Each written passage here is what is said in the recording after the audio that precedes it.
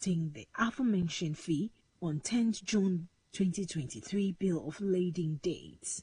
If you just join us, you're listening to Maritime and Port News.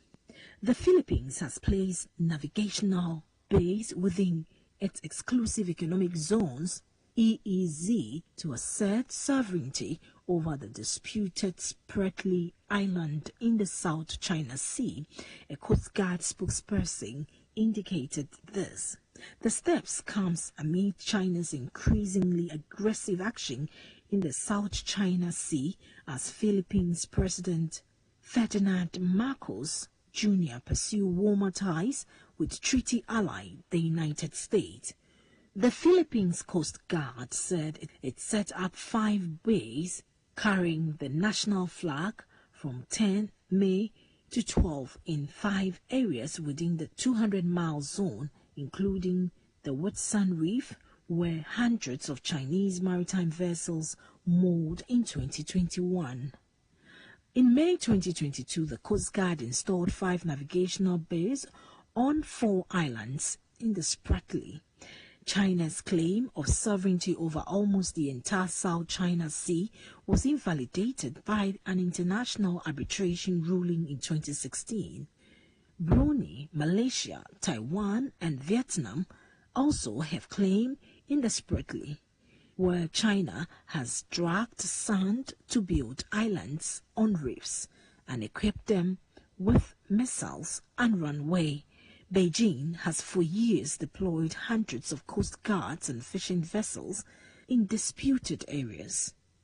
Finally, as the global trade recession began to materialize in 2022, there was a great deal of hype over the potential boost to ocean container demand once the Chinese government ended its COVID restrictions and lockdown measures.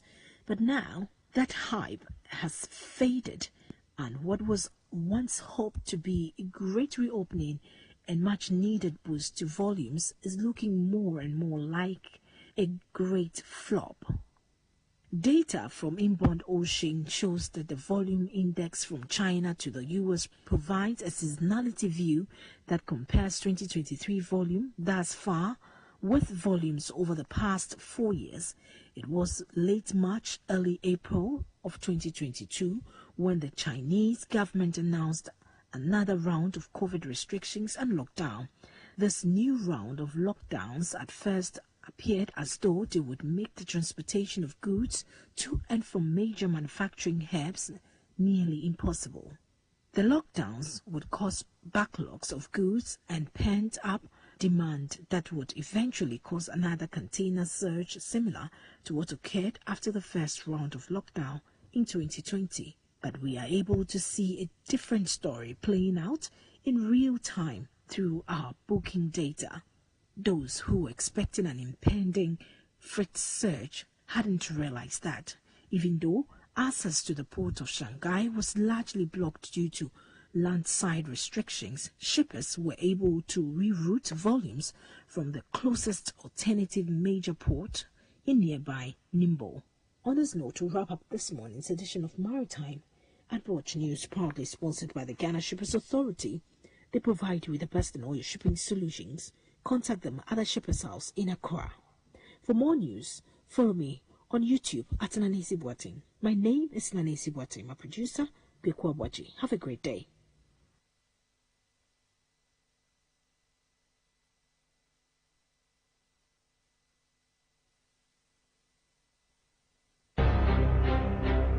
Do you know that 90% of the goods we consume are manufactured elsewhere and brought to us by ship? The cargo shipping industry is a key player in the world's economy, and as the world is changing, so is the shipping industry. Join me, Nanesi Boateng, from Monday to Friday at 9:30 a.m. on Omanfm as we bring to you updates on top issues in the maritime industry: the port congestion, the transit trade, the paperless port, revenue collection, awaiting times, and changing trends in global supply chain. Maritime and Port News is not just an award-winning news, it's an insightful and result-driven news. On Maritime and Port News, the importers, exporters, clearing agents,